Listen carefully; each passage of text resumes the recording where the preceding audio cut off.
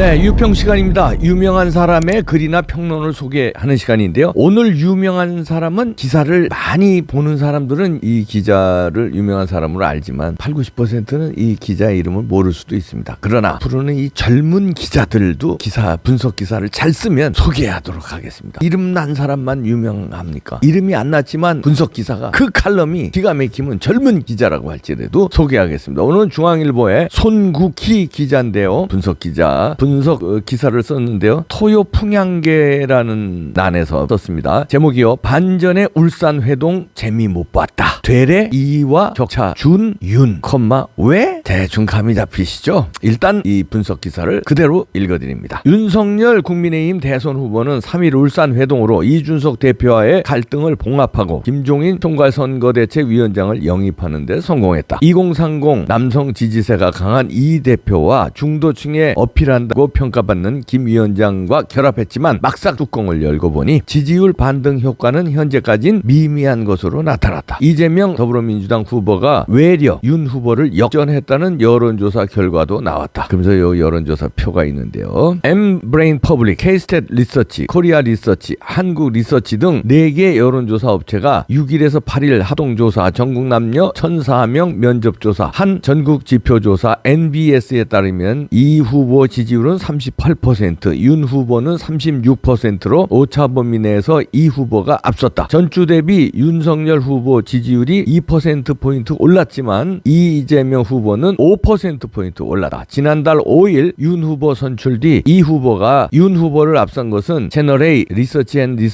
11월 27일에서 29일 조사 이후 두 번째다. 윤 후보가 선전한 여론조사도 있었지만 모두 오차 범위 내였다. 머니투데이 한국갤럽의 6일에서 7일 여론조사에선 윤 후보 지지율이 36.4, 이 후보가 36.3%로 격차는 단 0.1%포인트였다. 2주 전 같은 조사와 비교해 윤 후보는 2.0%포인트, 이 후보는 0.8%포인트 지지율이 하락해 격차가 좁혀졌다. OBS 미디어 리서치의 7일에서 8일 조사에서는 윤 후보 43.7, 이 후보 38.1%로 역시 오차 범위 내인 5.6%포인트 차이였다. 지난주 같은 조사에선 윤 후보는 0.1%포인트, 이 후보 1.5%포인트 하락했다. 울산 회동 뒤 윤 후보는 지난달 5일 대선 후보로 선출된 직후 일부 여론조사에서 이 후보를 10%포인트 안팎의 격차로 앞서는 등 컨벤션 효과를 톡톡히 누렸다. 그런데 정치권이 극적 반전이라고 평가한 울산 회동 직후에는 별다른 재미를 보지 못한 것이다. 이에 대해 정한울 한국리서치연구위원은 울산 회동 전 윤 후보의 지지율 하락세가 두드러졌다면 현재는 일종의 힘의 균형이 이루어진 상태라고 분석했다. 정 의원은 윤 후보는 이 대표 김 위원장과 외형적으로 결합했지만 아직 유권자의 피부에 와닿는 정책이나 변화를 내놓지 못한 상태라며 반면 이 후보 측은 논란 와중에도 핵심 당직자들이 지난달 말 사퇴하는 등의 개선 노력으로 분위기 반전에는 성공했다고 평가했다. 조사마다 널뛰는 PK 지지율 주목해야. 전문가 사이에서는 출렁이는 중수청, 중도, 수도권 청년 외에도 역대 대선의 핵심 승부처로 꼽혀온 부산, 울산, 경남 PK 지역의 여론 향배를 눈여겨봐야 한다는 분석도 나온다. 이준호 STI 대표는 최근 여론조사를 보면 유독 PK 지역의 지지율이 크게 널뛰고 부동층도 상당해 여론을 가늠하기 힘들다고 말했다. 실제 NBS 조사에서 윤 후보의 PK 지지율은 37%, 이 후보는 35%로 단 2%포인트 격차였지만 머니투데이 한국갤럽 조사에서는 윤 후보 52.2%, 이 후보 27.1%의 지지율로 윤 후보가 PK에서 25.1%포인트나 앞섰다. 이준호 대표는 대선 투표일에 가까워질수록 PK 지역의 지지 양상도 뚜렷해질 것이라며 누가 PK에서 확실한 우위를 보이느냐에 따라 대선의 무게추가 기울 수도 있다고 말했다. 자세한 내용은 중앙선관위 홈페이지 참조, 이렇게 기사를 마무리하는데요. 손국희 기자 잘 분석했죠. 근데 핵심은 이거죠. 제목에서 쓴 대로 울산 회동의 컨벤션 효과는 없었다. 다시 말해서 그때 윤석열 후보가 지지부진했었잖아요. 그러면은 이준석과의 갈등, 김종인이 들어오지 않고 그래서 그랬다, 이렇게들 분석을 했는데, 그렇다면 이준석, 김종인이 들어온 상태에서 완전히 삼두마차가 딱 됐을 때 컨벤션 효과를 울산 회동 이후로 지지율이 올랐어야 되는 거 아니냐 이랬는데 오히려 윤석열은 내려갔고 이재명은 올라갔다. 다시 말해서 울산 회동은 긍정적인 면보다 부정적인 면이 많다. 않다 이렇게 봅니다. 그리고 여기서도 말미에 분석을 했는데 부울경 등 PK, TK가 이번 선거에 향방을 가린다고 그랬는데요. 원래 PK나 TK는 야당에 유리한 지역 아닙니까? 압도적으로 유리한 지역인데 향방을 가른다는 거는 그만큼 이준석과 김종인이 회방을 놓는 바람에 핵심 보수 지지층, 다시 말해서 TK가 좀 흔들렸다 이런 얘기입니다. 앞으로는 거기서 이제 뭔가를 보여줘야 되는데 나중에는 어떻게든지 올라가겠죠. 그러나 지금 PK 특히 이제 대구 경북은 보수의 원산 아니에요. 원산에서 흔들린 건 뭐냐면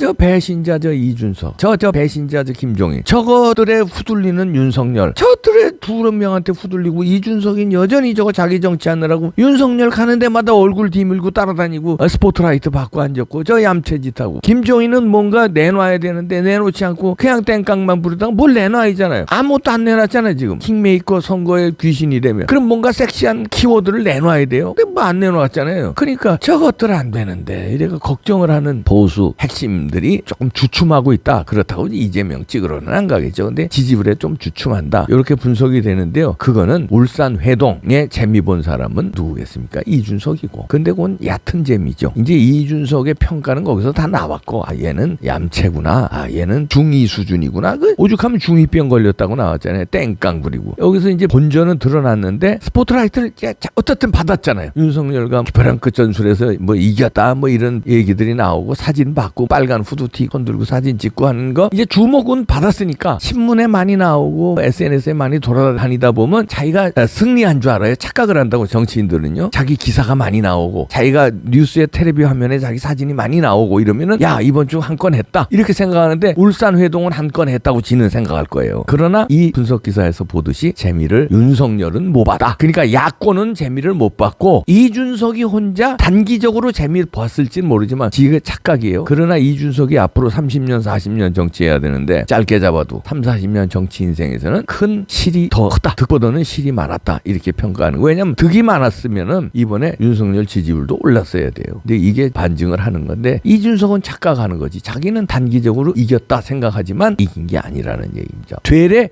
이재명을 띄워준 결과가 됐다. 이재명은 그 사이에 계속 거짓말이라도 막 헛소리하고 돌아다녔잖아요. 대장동 특검하자 이러고서 뭐 그냥 이상한 소리 막 하고 그다음에 오늘도 막 돌아다니면서 그러대요. 박정희 대통령 칭찬하고 문재인 또 비판하고 현란합니다. 정신이 없어요. 그러면서 막 돌아치니까 그 효과가 오히려 있고 물산해동에 재미를 못 봤다는 이 분석 기사 찔리네요. 그래서 잘 여론조사 추이를 분석하면서 잘 짚었습니다. 젊은 기자인데 잘 짚네요. 손국희 기자. 앞으로 여러분들 주목해봐야 되겠습니다. 결론은 버킹엄 비단주머니 3개 재미 못 봤고 이준석의 비단주머니 3개였다.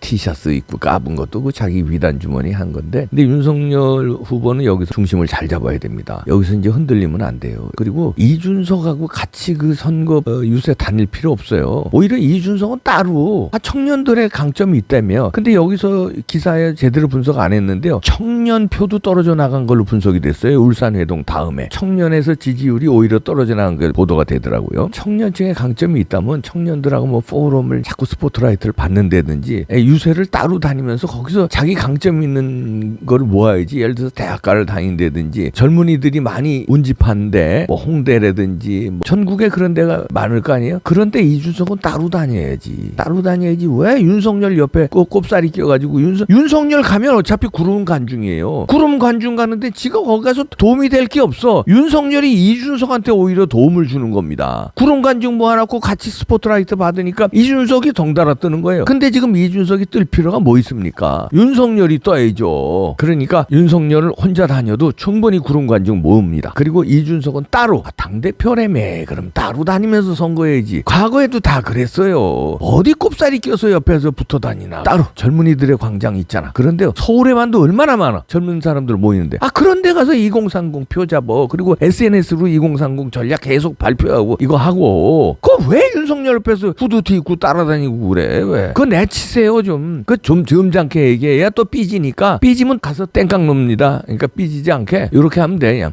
이 대표는 2030 청년층에 강하고 나는 좀 청년의 어필이 잘 안 되잖아요. 그러니까 우리가 좀 효율적으로 합시다. 나하고 동선을 좀 달리해서 이 대표는 젊은 쪽이 있는데 좀 집중 공략해 주세요. 청년 이제 우리 당원들과 함께 대변인들 있잖아요. 거기. 그 몰고 좀 바람몰이 해주세요. 나는 그럼 난 전통적 지역을 좀 몰고 약세 지역도 좀 몰고 충청 대망론 지원도 좀 하고 난 따로 다닐 테니까 우리 좀 나눠서 다닙시다. 그래야 좀 효과적이지 않겠습니까? 이렇게 쓱 얼러야지. 그렇지 않으면 기분 나쁘고 또 옥새 들고 나르샤합니다. 또 땡깡 놔요. 얼르고 달래서 그 잘합니다. 2030 청년층은 당신이 이거야. 나는 안 돼. 당신이 좀 몰고 다니세요.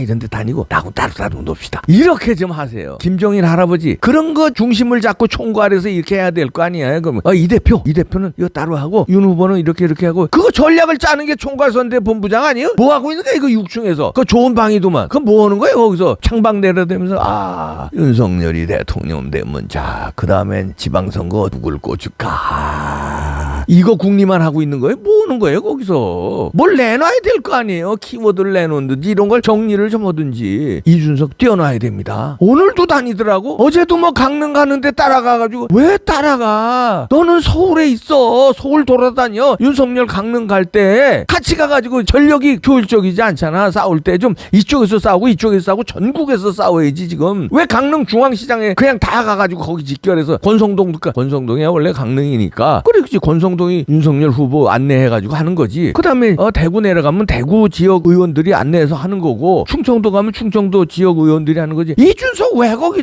자꾸 꼽사리부터. 빈대 붙지 마라. 빈대 붙지 마 이제 그만. 여기서 나왔잖아 기사에. 울산 해동 재미 못 봤대잖아. 언제까지 재미 못 보게 만들 거야. 지금 시간이 얼마 안 남았는데. 윤석열 후보님 잘 이거 정리하셔야 됩니다. 김종인 할아버지 정리 좀 하세요. 좀 할 일을 해야 될 거 아니에요 진짜. 답하네 진짜. 에이.